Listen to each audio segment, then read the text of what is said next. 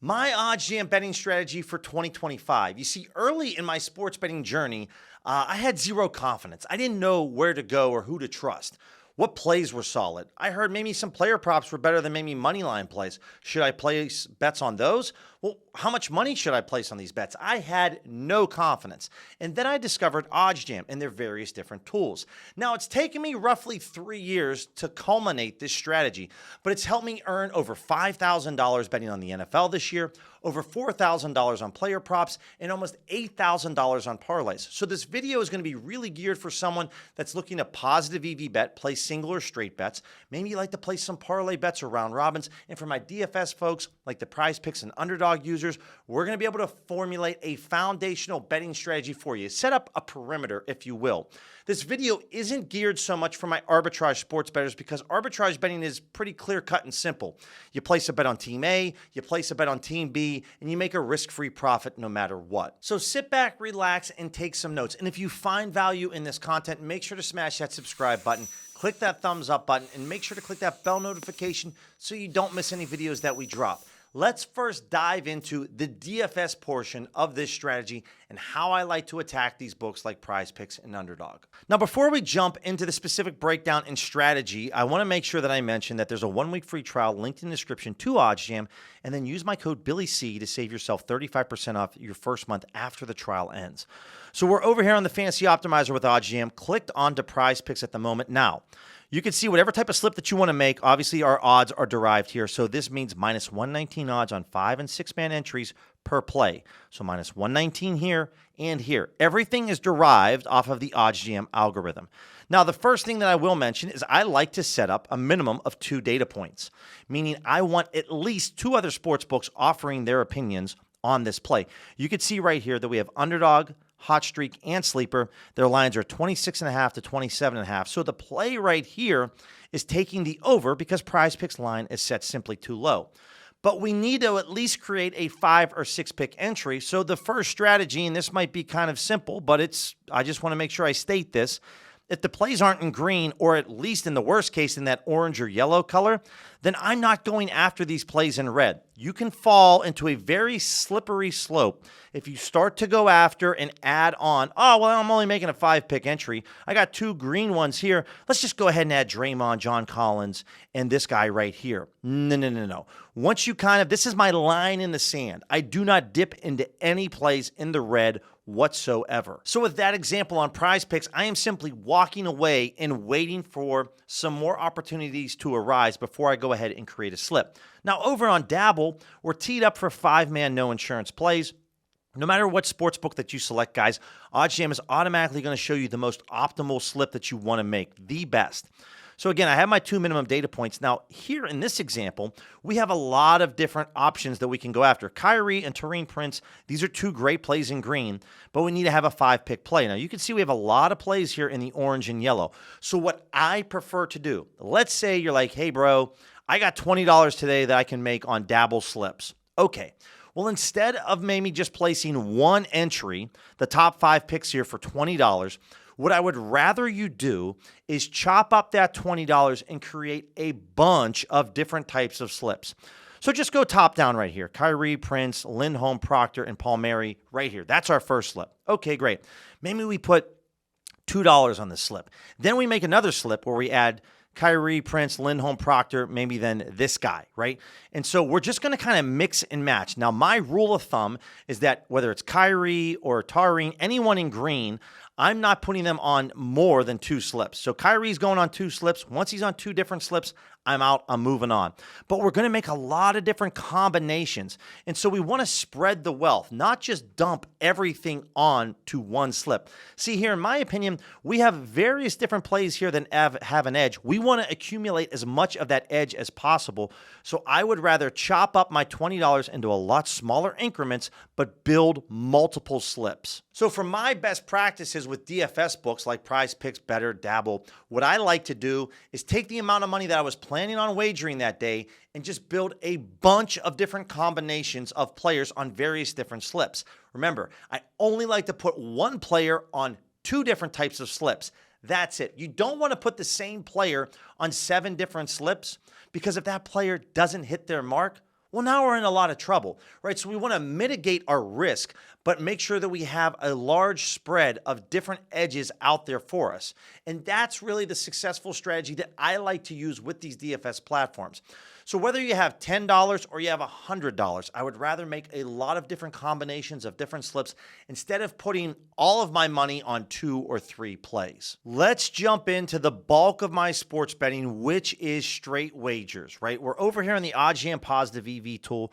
For my filters that I have set up, guys, here is my maximum odds of plus 200. My minimum odds, this is field right here is completely blank. Same with my market width. My market width is maximum of 40 cents. My minimum market width is also completely blank. Now, I live in the great state of Pennsylvania. I simply just have all of my Pennsylvania sports books right here, teed up, ready to go. And for my date range, it's just the next 7 days. Now, I am on currently the default DVIG method, and I'm using OddsJam's no-vig odds. This is all available in terms of the Platinum plan, where you can choose which sportsbook maybe you want to DVIG from. Maybe you think FanDuel is really sharp on player prop bets. Well, you can go ahead and select that at the moment. So here is my setup. One thing that I want to just mention, we are in the thick of it in terms of the NBA season. You are going to see a ton of player prop bets. It's the top 3 of my plays right here. We have Prince, Daniels, Jakob Poeltl as we scroll down, Curry twice, Kyle Lowry quickly. You're going to see a lot of player prop bets that pop up on this screen. And for myself, I want to have some exposure to these plays. But in terms of my daily betting portfolio, let me break down exactly how I like to attack this. So before I show you how I like to attack this, let me just show you a simple example on FanDuel where I am currently not logged into this sportsbook. We come over on the Miami Heat on the money line. And I don't know, maybe I want to wager $1 gazillion on this play. You can see that the maximum wager that they'll accept is just under $12,000. And voila, the odds just changed. Another quick note, if the favorite goes from minus 118 to minus 122, the sports books will let you wager even more money on this play. It's the opposite for underdogs. So the odds just changed for us. So now we can wager just over $12,000 on the Heat money line. Now diving into this Heat Pistons game, we're on player points. And if I scroll down just a bit to look at the main line over-unders, let's say we want to bet on Hero over 22.5 points. Well, I can only wager just under $3,400 on this over, which is a much smaller amount compared to wagering on the Heat money line. And this is a very important example that I want to drive home to you so that you can gain an idea of my daily betting portfolio. You see, the reason that the NBA is the best sport to wager on is because there is a gazillion different type of player prop bets out there. But as you just saw in that example, we can wager more money down on a mainline play, like a money line play on the Heat to win the basketball game, compared to the over-under on Hero's points. So something that gets lost in the shuffle a lot with beginning sports bettors is when they come over to the OddsJam Positive EV tool, this page is littered with NBA player prop bets.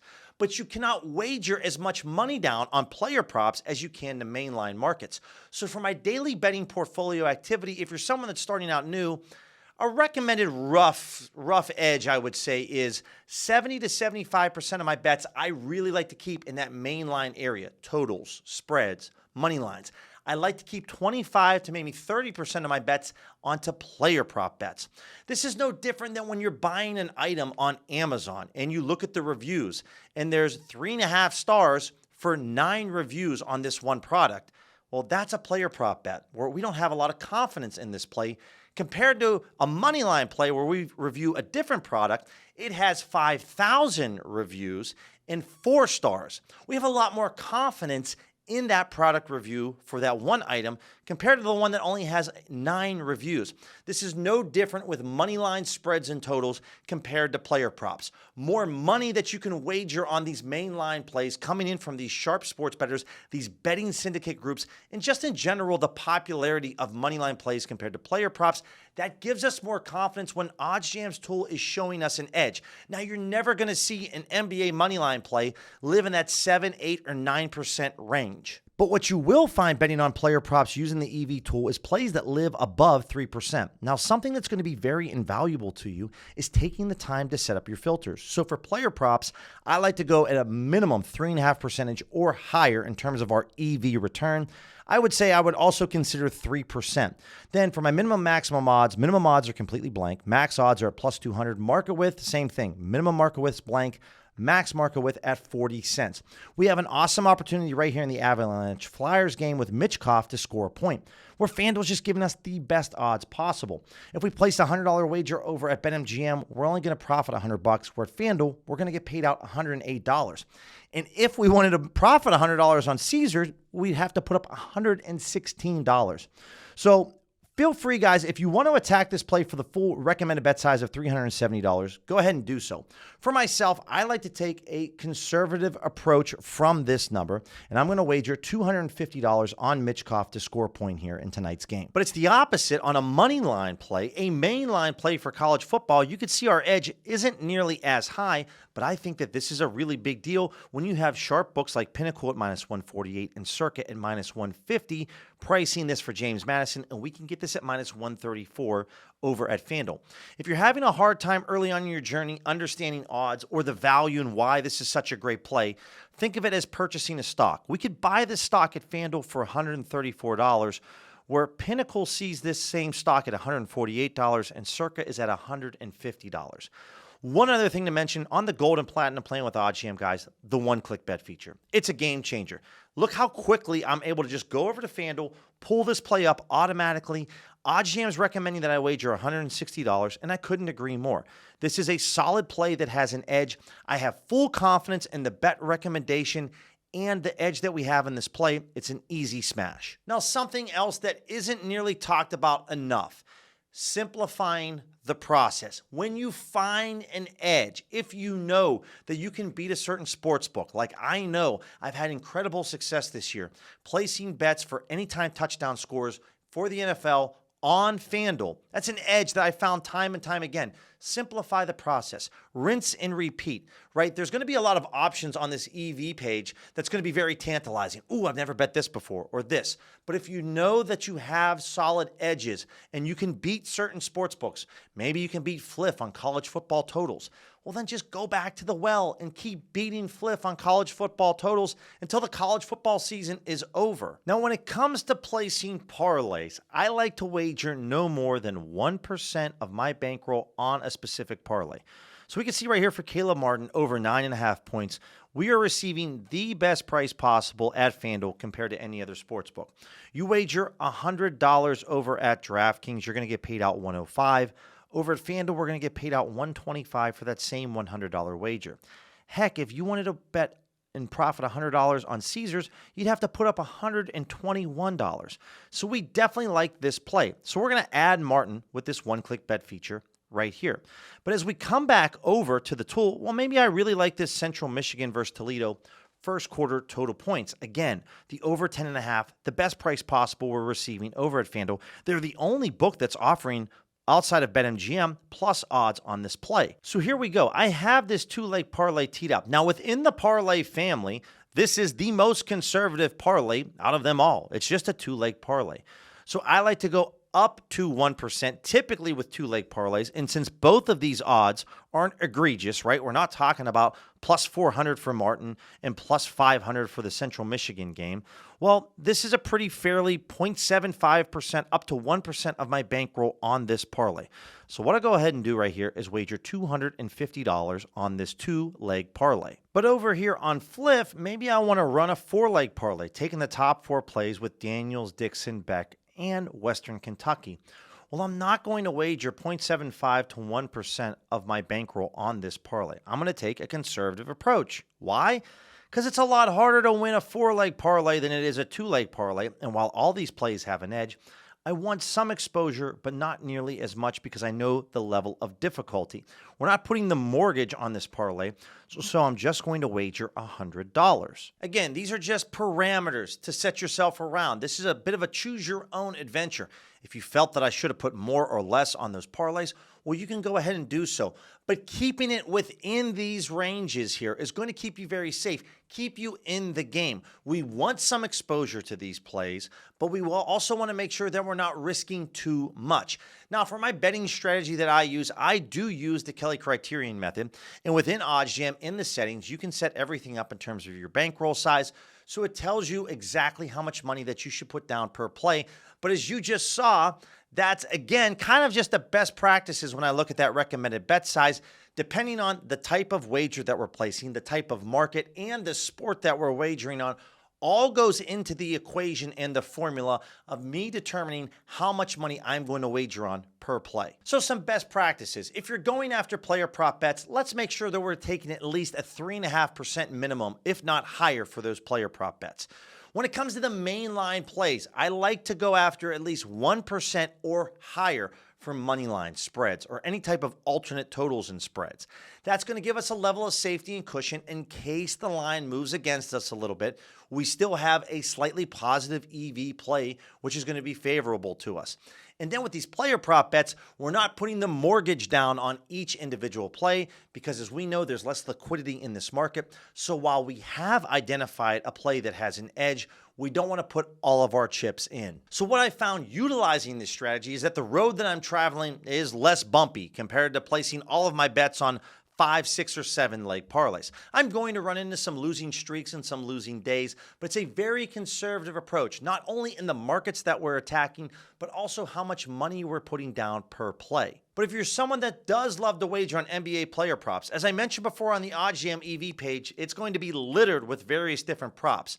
So click this video right here. That is an NBA player prop betting strategy that has helped me destroy the books over the last 2 seasons. We dive into the specific markets that you want to focus on and the sports books that are going to yield you consistent results.